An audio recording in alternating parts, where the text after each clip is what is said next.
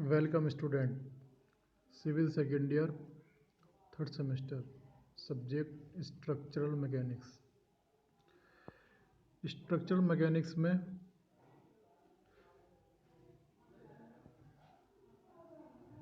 आज हम shear force के बारे में पढ़ेंगे, shear force and bending moment.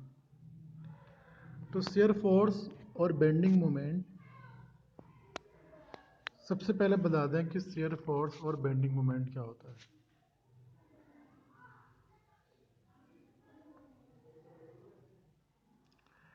जब कोई बीम पर वर्टिकल लोड अप्लाइड करते हैं, जब किसी बीम पर, जैसे कि यहाँ पे है कि जब किसी बीम पर हम वर्टिकल लोड अप्लाइड करते हैं तो यह नीचे की ओर झुक जाती है, ये नीचे की ओर झुक जाती है। तो जैसे नाम से ही है उत्पन्न है कि हाँ बेंडिंग हुआ, झुक गई, तो इनकी बेंडिंग उत्पन्न हो जाता है। और यह उत्पन्न ही बेंडिंग की क्रिया, एक्शन ऑफ लोड के, अर्थात इसमें कार्य मूवमेंट के कारण होता है। बेंडिंग मोमेंट कहलाता है। अगर बीम पर कोई वर्टिकल लोड आपने अगर डाला है तो वहां पर बीम का झुकना ही एक बेंडिंग कहलाता है। और जब वो कुछ मूवमेंट करे, चले, तो उसको हम बेंडिंग मोमेंट कहते हैं। ऐसी स्थितियों में ऐसा भी होता है कि जब छड़ टूटती तो नहीं है मगर वो अधिक झुक जाती है, जिसके कारण कार्य करने की स्थिति में असफल रहती है।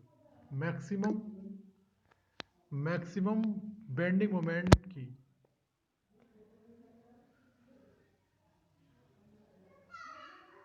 पर रोड मैक्सिमम झुकी हुई होगी, इसलिए कि छड़ का विभिन्न स्थानों पर कार्य कर रहे वर्टिकल लोड के कारण बेंडिंग मोमेंट का मान ज्ञात होना आवश्यक होता है। अगर बेंडिंग मोमेंट के बारे में यही है कि अगर जब हम किसी बीम पर लोड डालते हैं और वो लोड के कारण वो झुक जाती है, तो झुकने से जो है वो अपनी पूरी वर्किंग कंडीशन में नहीं रहती है। उसके उस मोमेंट को ही हम बेंडिंग मोमेंट कहते हैं, यानी कि एक फिक्स स्थान से नीचे की ओर चले जाना, वही हमारा बेंडिंग मोमेंट कहलाता है। अब जैसे बताया बीम क्या होता है।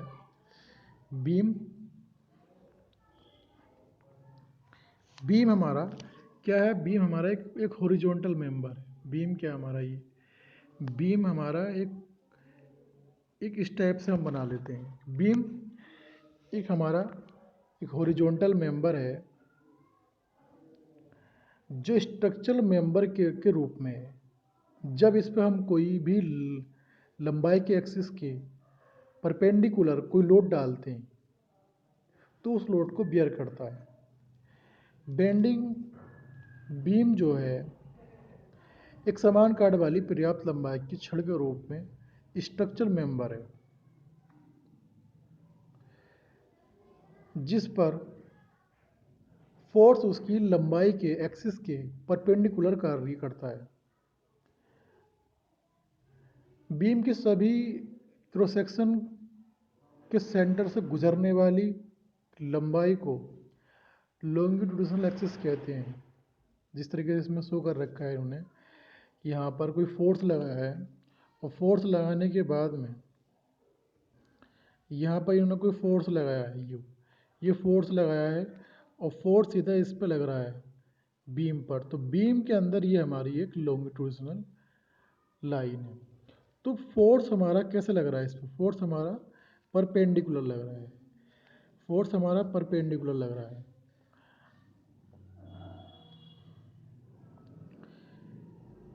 तो जिस स्थिति में बीम की लंबाई की अक्ष होती है वह स्थिति बीम कहलाती है।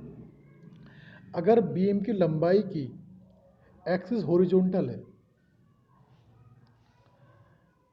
तो वह हॉरिजॉन्टल बीम, और अगर उसकी एक्सिस इंक्लाइन है तो इंक्लाइंड बीम कहलाता है। अगर हमारा बीम हॉरिजॉन्टल रखा हुआ है तो हमारा हॉरिजॉन्टल बीम है, अगर वो बीम थोड़ा इंक्लाइंड है तो वो हमारा इंक्लाइंड बीम कहलाता है। Types of beam support, beam पर हम किस किस प्रकार की सपोर्ट देते हैं। तो सपोर्ट, टाइप्स ऑफ सपोर्ट यानी कि हम बीम पर किस किस टाइप की सपोर्ट देते हैं। जैसे हमने ये दिखाया है कि बीम बीम की सपोर्ट, तो बीम को जैसे हमें यहाँ पे सपोर्ट लगाई इस इधर की ओर, की सपोर्ट लगाई, ये सपोर्ट, तो बीम को रोकने के लिए जो सपोर्ट लगाते हैं वो किस किस टाइप की सपोर्ट होती हैं। हालांकि स्ट्रक्चर कार्य कर रहे फोर्स को सहन करने के लिए पर्याप्त होता है,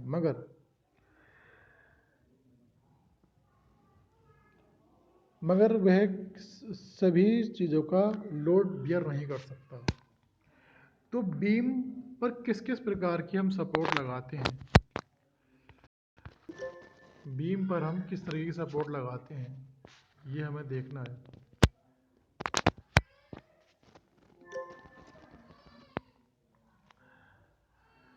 तो बीम स्ट्रक्चर पर कार्य कर रहे फोर्स को सहन करते हैं, इसलिए ये फोर्स स्ट्रक्चर के अवयवों या सदस्यों द्वारा भी सहन किए जाने चाहिए। इस उद्देश्य से पूर्ति के लिए आवश्यक इन सदस्यों और बीम को किसी विधि द्वारा सहारा जाना चाहिए।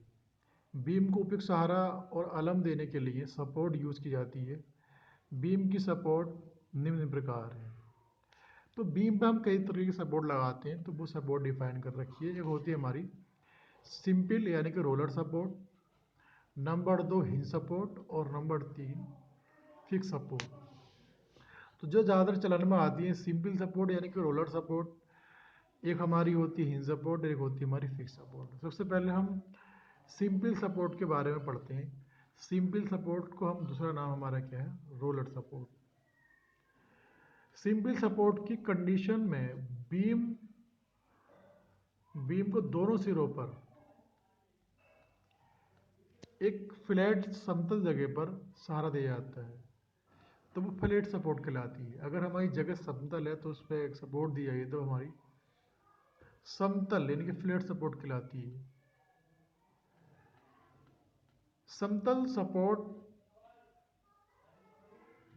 ज़्यादा यूजेबल नहीं है, उसके स्थान पर हमने रोलर सपोर्ट द्वारा केवल टेक सपोर्ट के लंबरूप बल सहन किया जा सकता है। रोलर सपोर्ट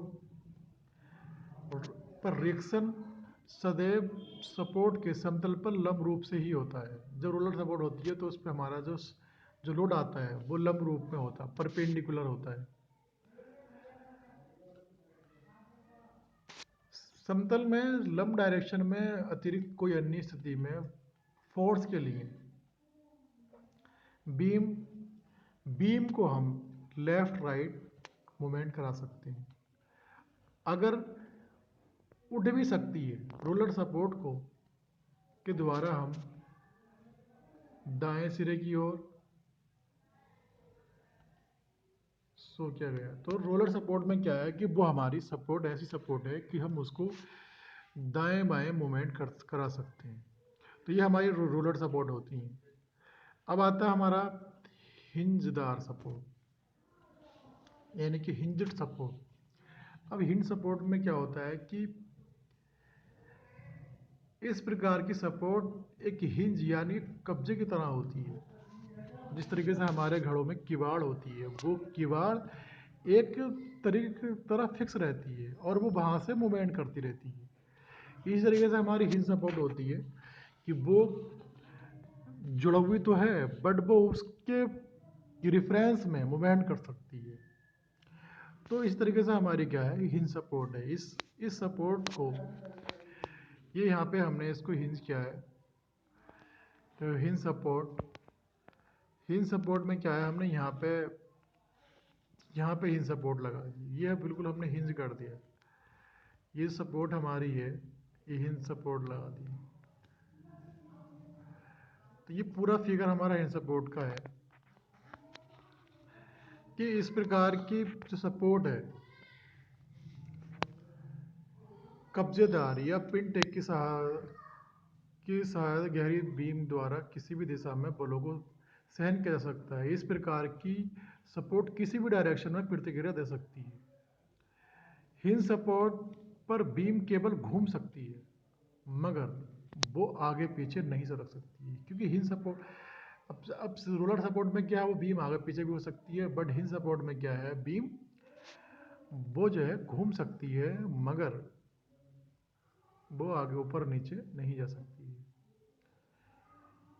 इस प्रकार की सपोर्ट सिंपल डिफॉर्मेशन के पूर्ण विरोध करती है, मगर कोणीय डिस्प्लेसमेंट का विरोध नहीं करती है।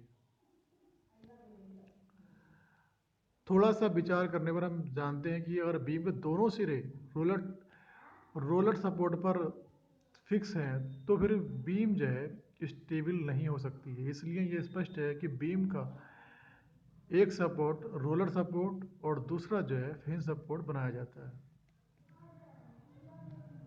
अगर हमने हिंज सपोर्ट बना दिया और दूसरी साइड में फिक्स बना देंगे, तो वो जो है एक तरफ फिक्स रहेगी, तो वो मूवमेंट ही नहीं कर पाएगी। इसलिए जब हम जहाँ पर हिंज सपोर्ट लगाते हैं एक साइड से, तो वहाँ पे हम दूसरी साइड पर रोलर सपोर्ट लगा दें, ताकि वो वहाँ से उसके परिधि मूवमेंट कर सके। अब आता है हमारा फिक्स सपोर्ट। फिक्स सपोर्ट में क्या है, फिक्स सपोर्ट में किसी दीवार पे, ये हमारी कोई दीवार है, तो यहाँ पे हमारा ये पूरी बीम फिक्स है, यहाँ से ये पूरी बीम फिक्स है। तो फिक्स सपोर्ट, यह सपोर्ट बीम का कुछ भाग दीवार के अंदर धंसा होता है। जैसे हमने फिगर में शो कर रखा है, ये हमारे पास कोई बीम है और ये कोई वॉल है, तो उस वॉल के अंदर ये हमारा फिक्स है। दीवार में फंसाकर यह सपोर्ट बीम पर किसी भी दिशा में लोड को सहन कर सकती है, और सपोर्ट द्वारा लोड के प्रभाव में बीम में सरल रेखीय कोणीय दोनों प्रकार की विस्थापन का विरोध होता है। सहारे गए दोनों सिरों की स्थायी पूर्णता अपरिवर्तित रहती है। टाइप्स ऑफ बीम, तो ये हमारी एक सपोर्ट थी कि हमारे फिक्स सपोर्ट में जो बीम होते हैं दोनों सिरे फिक्स होते हैं, और जो हमारी हिंज सपोर्ट होती है, हिंज सपोर्ट में क्या है, उसका एक सिरा हिंज होगा और दूसरा सिरा रोलर होगा। और हमारा सिंपल सपोर्ट को हम रोलर सपोर्ट भी कहते हैं। उसमें क्या है कि रोलर सपोर्ट में एक रोलर लगा होता है जो बीम हमारा आगे पीछे मूवमेंट कर सकता है। अब आता है types of beam. Types of beam, simple supported beam, वो सपोर्ट था, अब यहाँ पे क्या है, बीम है, सिंपल सपोर्टेड बीम। यह बीम अपने सिरे पर रोलर और फिक्स टेगों से स्वतंत्र से ढकी रहती है। सिंपल सपोर्टेड बीम कहलाती है वह बीम जो अपने सिरों पर और रोलर और हिंज सपोर्ट्स पर स्वतंत्र से टिकी रहती है, वो हमारी सिंपल सपोर्टेड बीम कहलाती है। जिस बीम के नीचे जो सपोर्ट हमारी है वो कैसी है, रोलर सपोर्ट हो और या फिर हमारी हिंज सपोर्ट हो, तो उस पर टिकी रहती है आसानी के साथ, तो वो हमारी सिंपल सपोर्ट कहलाती है। कैंटिलीवर बीम, इस प्रकार की बीम का एक सिरा किसी दीवार में फिक्स होता है और दूसरा सिरा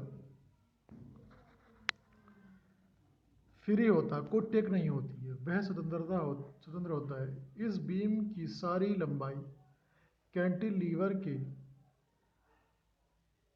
टेक से बाहर निकली रहती है। तो जो कैंटिलीवर बीम होती है, मोस्टली हम छज्जों पे, जो बिल्डिंग का हमारा छज्जा है उसके लिए हम बनाते हैं, तो इसमें एक सिरा इसका फिक्स होता है और एक सिरा फ्री होता है। तो कैंटिलीवर का मतलब यही है कि उसमें एक सिरे पर कोई भी सपोर्ट नहीं होती है और एक सिरे पर हम सपोर्ट लगाते हैं, तो वो हमारी कैंटिलीवर बीम होती है।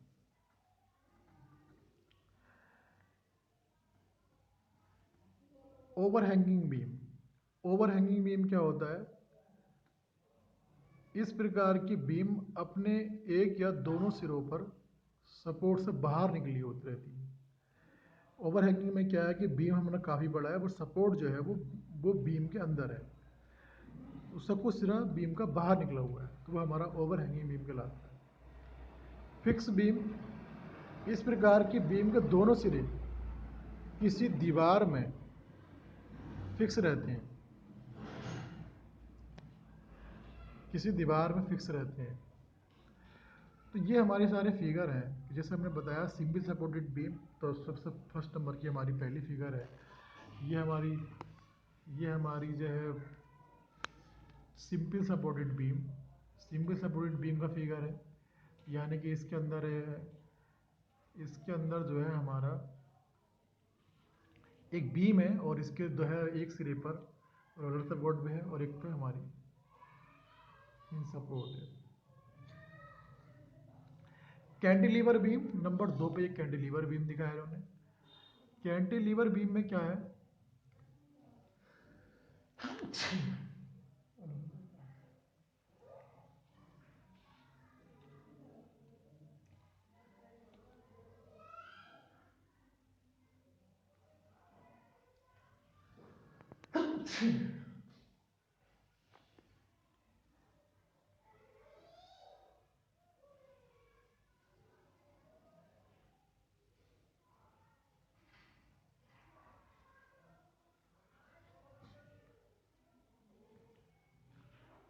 हाँ, तो कैंटिलीवर बीम के बारे में हम पढ़ रहे हैं। तो कैंटिलीवर बीम जो हमारा दूसरे नंबर पे ये हमारा एक कैंटिलीवर बीम है, यानी कि हम इसके बारे में बता रहे हैं कि ये हमारा कैंटिलीवर बीम है।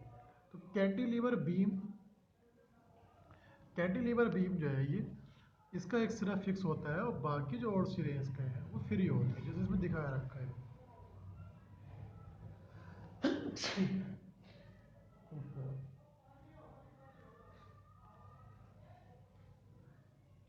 थर्ड नंबर पर ओवरहैंगिंग बीम, इसकी फिगर दिखाइए ओवरहैंगिंग बीम। तो ये बीम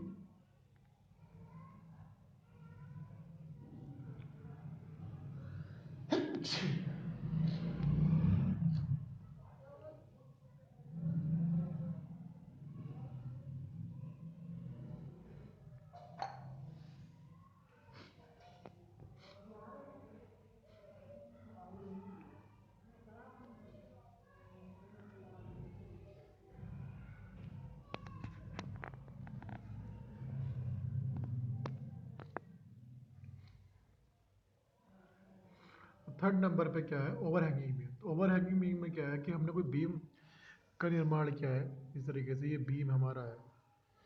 तो ये बीम ओवरहैंगिंग बीम में क्या है कि इसका एक सिरा फिक्स है, एक सिरा बीम एक कॉर्नर में है और एक सिरा जो रोलर सपोर्ट हमारी है वो अंदर की ओर लगा रखी है। तो कुछ बीम खाली रहेगी जिसपे कोई सपोर्ट नहीं है। अगर देखा जाए तो वो एक तरीके से कैंटिलीवर हो गया। तो जिस बीम में हमें सपोर्ट दे रखी है बट वो बीम थोड़ा बाहर रह गया, तो उसको हम ओवरहैंगिंग बीम कहते हैं।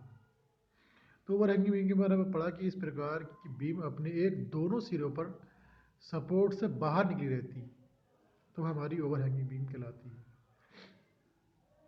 फिक्स बीम में क्या है कि वह बीम जो दोनों दीवारों से फिक्स रहती है वो हमारी फिक्स बीम होती है, जो फिगर नंबर डी में ये शो करा गया। Continuous beam number 5। Continuous beam इस प्रकार की बीम दो से अधिक सपोर्टों को रोक सकती है। इस प्रकार की बीम दो से अधिक सपोर्टों को रोक सकती है, तो ये हमारी दो से अधिक सपोर्टों को रोक सकती है, तो ये हमारी कंटिन्यूअस बीम कहलाती है। कंटिन्यूअस बीम में क्या है कि बहुत ज़्यादा सपोर्ट लगी हुई होती हैं, तो उसमें सपोर्ट बाय सपोर्ट हम लगाते चले जाते हैं, तो वो हमारी कंटिन्यूअस बीम होती है। कंटिन्यूअस बीम का लॉन्ग स्पान के लिए इस्तेमाल करते हैं। लॉन्ग स्पान मीन्स कि जहाँ पर हमें अधिक दूरी देनी हो, अधिक लंबा बीम बनाना, तो लॉन्ग डिस्टेंस के लिए हम कंटिन्यूअस बीम का इस्तेमाल करते हैं।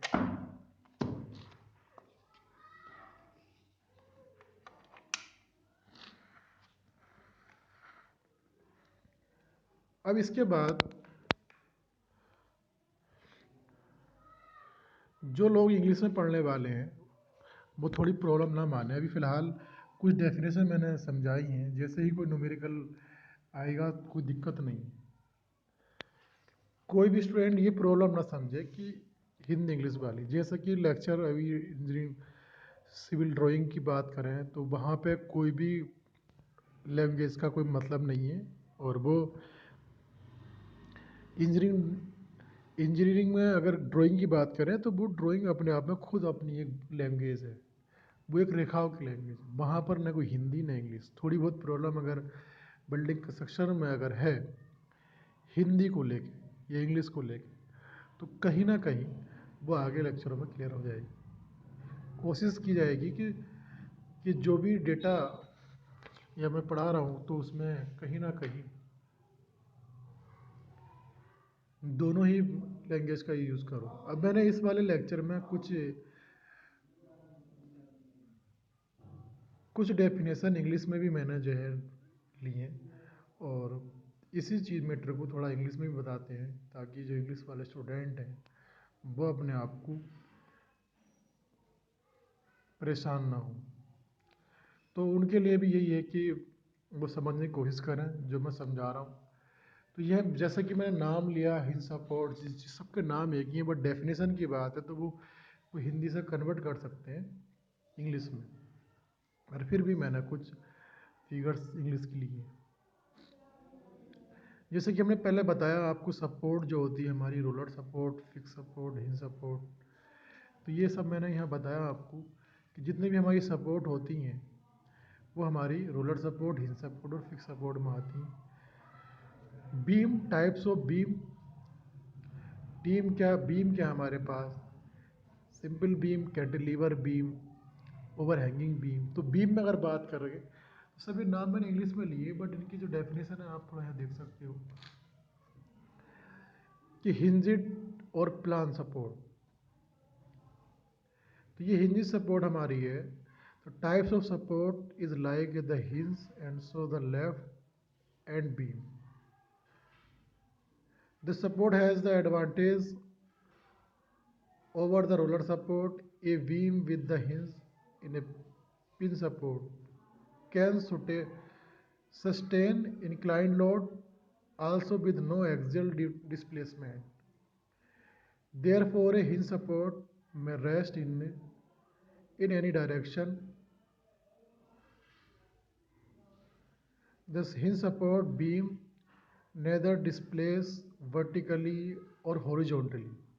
However, beam can rotate about the hinged support,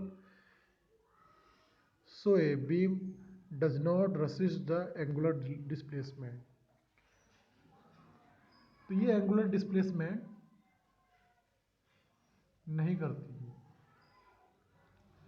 fixed और built in support, fix support हमने दिखाया कि जैसे फिगर में है कि रिएक्शन हमारी कुछ हो रही है, रिजिड बॉडी यानी कि रिजिड सपोर्ट होती है। फिक्स सपोर्ट का मतलब यही होता है कि जो रिजिड हो, जो अपने आप को डिस्प्लेसमेंट ना करे, स्थिर रहे। तो fix support, such support does not allow any movement, कोई भी मूवमेंट को वो जो है अलाउ नहीं करती to the beam. Such as support can be obtained by building and beam into with a brick wall, embedded it into the concrete. It is so in the figure. Beam can sustain load of any direction, hence it can produce the reaction in any direction. तो जो हमारी fix support होती है वो कोई भी movement नहीं करती है, और जो भी लोड है उस लोड को बियर करने के लिए वो तैयार रहती है। किसी भी डायरेक्शन में वो लोड पड़े तो वो उसके लिए क्या रिएक्शन करेगी वो उसके तैयार रहती है। टाइप्स ऑफ बीम, जैसे टाइप्स ऑफ बीम में मैंने ऊपर बताया कि हमारे बीम किस किस टाइप्स का होता है। टाइप्स ऑफ बीम, तो types of beam, simple supported beam, simple supported beam,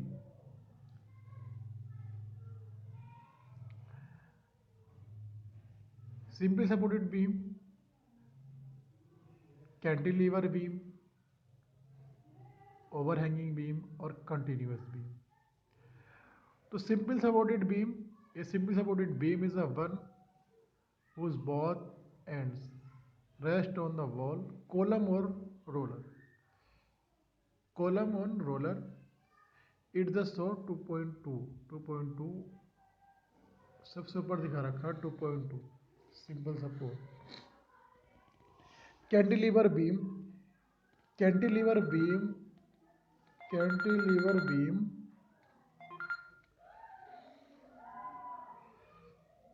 cantilever beam जो है नाम से ही है कि इसमें जो है एक support, a beam rigid fix a one and the free at other end is the known as the cantilever beam.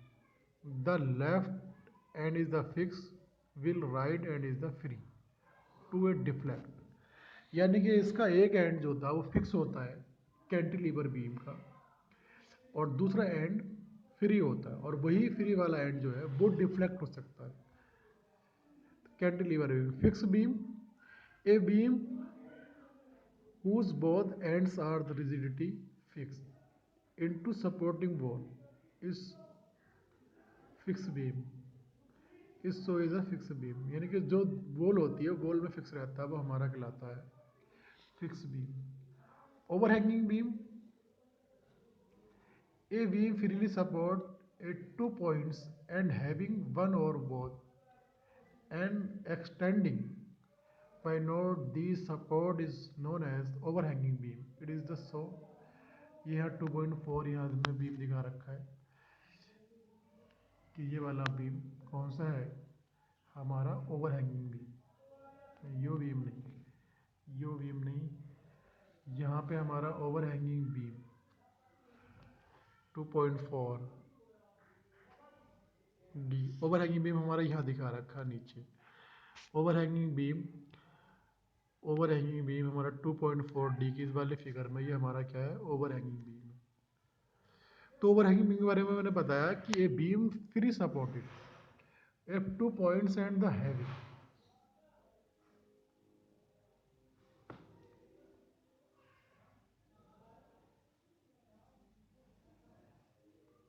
To 2.4 का सी ओवरहैंगिंग बीम ये हुआ, ये ओवरहैंगिंग बीम है। तो overhanging beam, A beam free supported after 2 points at the have one of the both and the extending why not, this support is known as the overhanging beam. It is the so in the figure 2.4 c, 2.4 c ये वाला figure इसका क्या है, overhanging beam. Continuous beam, continuous beam जो होते हैं हमारे, ये बीम जो है, ये beam support on the more than two support as so 2.4 D इसमें is known as the continuous beam. The support the extreme end and the chord and support will the rest are known as the intermediate support। Step by step ये हमारा continuous beam है। Continuous beam में क्या है कि इसमें बहुत सारा सपोर्ट लगाते चले जाते हैं, तो ये हमारा कंटिन्यूस बीम कहलाता है। कंटिन्यूस बीम, कंटिन्यूस बीम में क्या है कि अगर हमें ज़रूरत पड़ने पर हम बहुत सारी सपोर्ट लगा सकते हैं। ये हमने सपोर्ट लगाई, एक ये लगाई, फिर एक ये लगाई, एक ये लगाई, आगे तक हम इस तरीके से इस बीम को बड़ा कर सकते हैं। तो ये हमारी कंटिन्यूस बीम होता है। Span of beam, span of beam very very most part span. Span क्या होता है, स्पान दोनों सपोर्टों के बीच का जो दूरी होती है वो हमारा स्पान कहलाता है। एक होता है हमारा क्लियर स्पान, एक होता है हमारा इफेक्टिव स्पान। क्लियर स्पान वो होता है कि जब हमारे बीम है उसके जो सपोर्ट है, उस सपोर्ट के अंदर वाले एंड से दूसरे सपोर्ट के अंदर वाले एंड का जो बीच का गैप होता है वो हमारा क्लियर स्पान कहलाता है।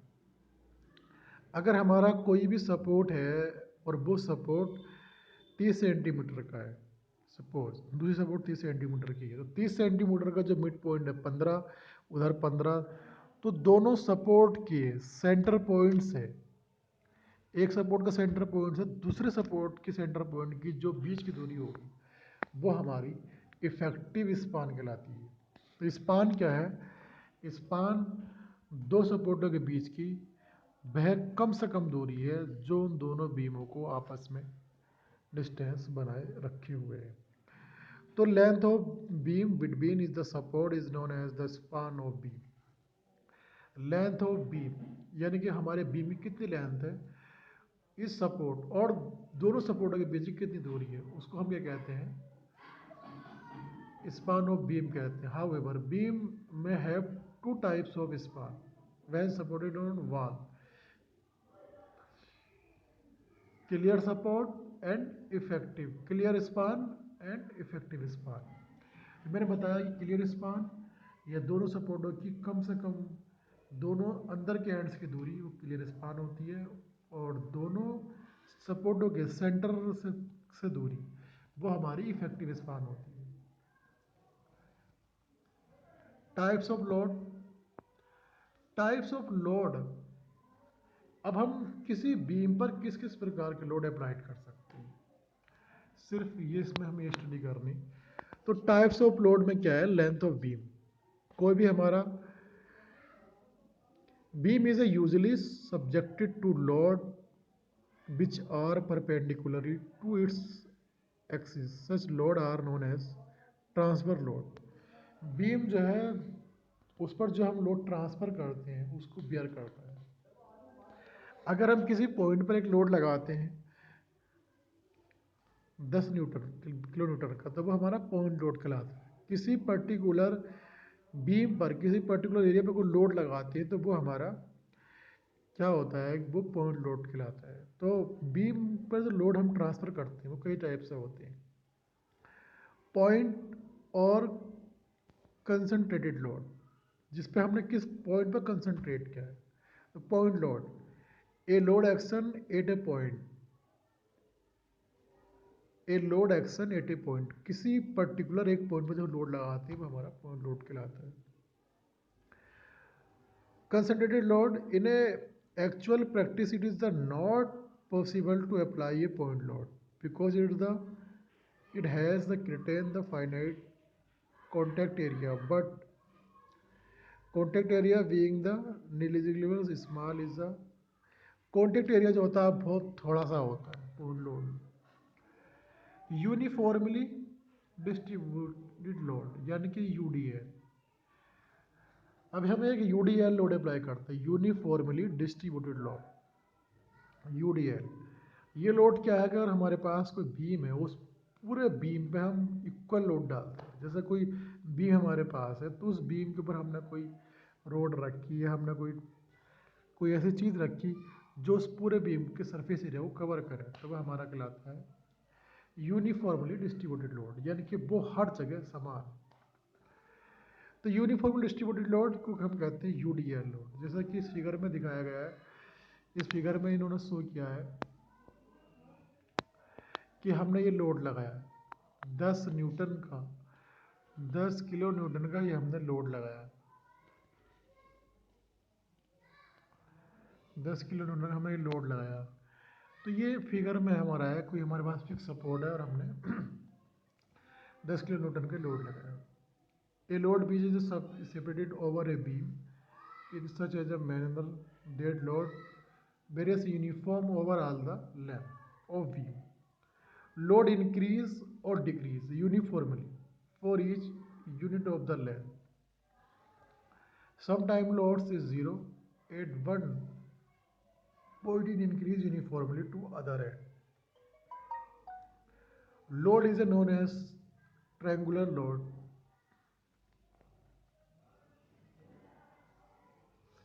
ट्रायंगुलर लोड, ट्रेपेजोइडल लोड और कर्वेड लोड। तो टाइप्स ऑफ लोड में हमने ये देखा कि जो हमारे पास बीम है, बीम पे किस किस प्रकार के लोड अप्लाइड हो सकते हैं। एक तो पॉइंट लोड, यूडीएल लोड और यूडीएल लोड और uniformly varying load. Uniformly varying load, uniformly varying load पे क्या है कि जब किसी बीम पर हम एक ट्रायंगल के रूप में या ट्रेपेजोइडल के रूप में या फिर कर्व के रूप में लोड डालते हैं तो वह हमारा यूनिफॉर्मली वेरिंग लोड कहलाता है। Uniformly varying load, UDL load और पॉइंट लोड। तो ये लोड बीम पर हमारे लोड हैं। इससे पहले हमने आपको बताया कि टाइप्स ऑफ बीम, बीम किस किस टाइप के हो सकते हैं, फिर simple supported, cantilever, fix, overhanging और कंटिन्यूअस बीम।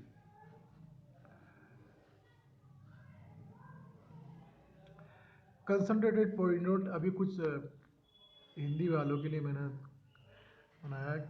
अब इसे हमने पढ़ा कि कंसंट्रेटेड पॉइंट लोड, पहला जो लोड हमारा है, तो जिन लोड को बीम को एक बिंदु पर गिरा करता है, यानी कि किसी लोड को जब हम किसी एक बिंदु पर डालते हैं तो हमारा पॉइंट लोड कहलाता है। यूडीएल लोड, इस प्रकार का लोड बीम के कुछ या पूरी लंबाई के समान रूप से बांटा हुआ रहता है। इसको न्यूटन पर सेंटीमीटर, किलो न्यूटन पर मीटर अथवा केजी पर सेंटीमीटर आदि यूनिट से शो कर सकते हैं। न्यूटन के साथ सेंटीमीटर, किलो न्यूटन पर मीटर, केजी पर सेंटीमीटर।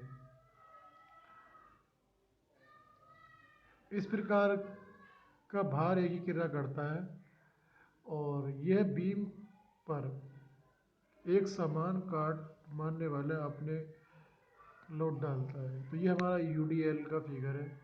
वेरिंग लोड, वे लोड जो बीम में कुछ या कंप्लीट लंबाई पर समान रूप से नहीं लगते, तो वेरिंग लोड कहलाते हैं। प्रत्येक पॉइंट पर बदलता हुआ रहता है। वेरिंग लोड क्या होता है? यूनिफॉर्मली वेरिंग लोड वो हर पॉइंट पर अलग अलग होता है। वो ट्रायंगल के शेप में भी हो सकता है, चतुर्भुज के आकार में भी हो सकता है और वक्र के रूप में हो सकता है। मूविंग और रोलिंग लोड, समय के साथ अपना क्रिया पॉइंट नहीं बदलते हैं और डेड लोड कहलाते हैं। मूविंग और रोलिंग लोड समय के साथ अपना क्रिया पॉइंट नहीं बदलते हैं, वह लोड डेड लोड कहलाते हैं। अगर समय के साथ बीम पर लोड का क्रिया बिंदु बदलता है तो वह मूविंग लोड कहलाती है। जो लोड अगर लोड पड़ने पर चेंज हो जाते हैं तो वह मूविंग लोड कहलाते हैं। एग्जाम्पल के तौर पर पुल पर रेलगाड़ी या ट्रक का भार, क्रेन मार्गों पर क्रेन का भार, तो मशीन का बेस पर उसके चल अंगों का इत्यादि चल भार होता है। Span of beam, span of beam, clear span और इफेक्टिव स्पान मैंने आपको बताया। क्लियर स्पान क्या होता है? क्लियर स्पान दो अर्धवट टेकों के बीच बीम की क्षैतिज लंबाई का उसका स्पष्ट विस्तार कहते हैं।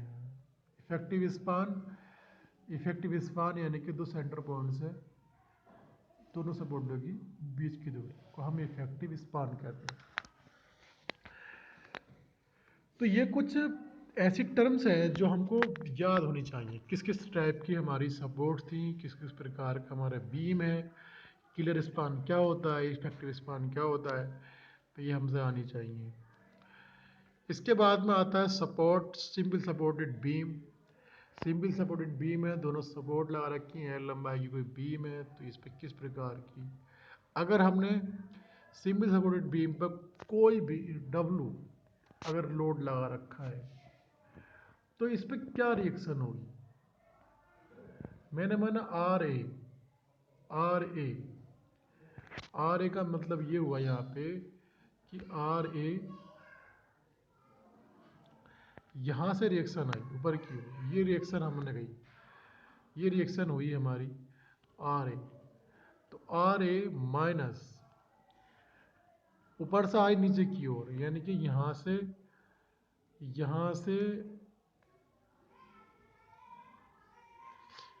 से डब्लू नीचे की ओर फोर्स लगा, तो आर ए ऊपर की ओर और डब्लू नीचे की ओर, तो कोई डायरेक्शन मतलब R A minus W into R B equal to 0। तो यहाँ पे हमारी एक समीकरण बनी R A plus R B equal to W. तो यहाँ पे हमारी एक समीकरण बनी कितनी? R A plus R B equal to W. तो ये हमारी एक इक्वेशन बन गई, R A plus R B equal to W. और दूसरी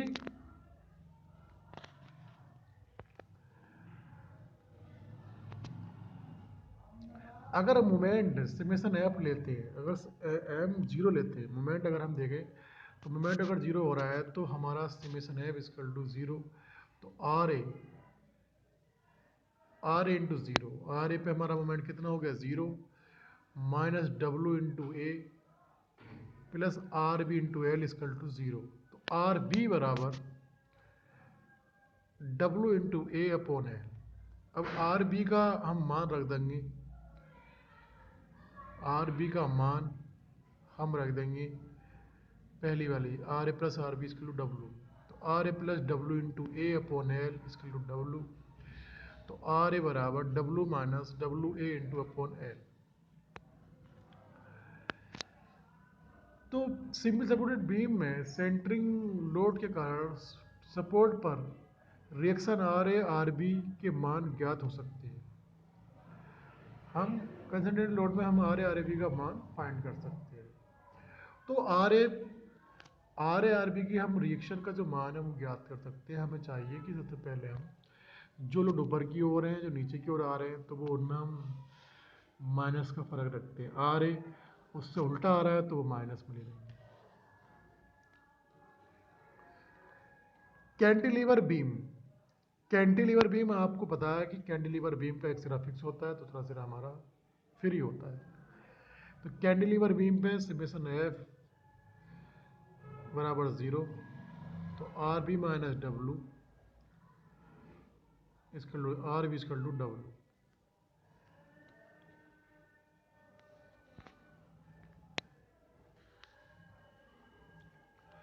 तो इनके बारे में सब हम न्यूमेरिकल करेंगे कि जो हमारा कैंटिलीवर बीम है उस पर किस तरह की रिएक्शन काम कर रही है।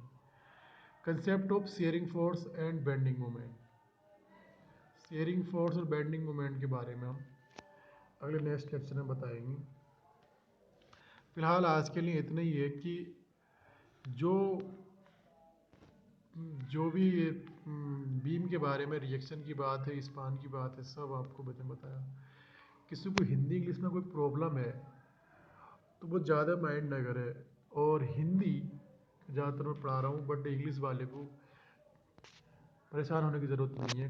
जो जो चीज़ें इंग्लिश में है मैं उसको क्लियर करता रहूँगा आगे लेक्चरों में। Thank you.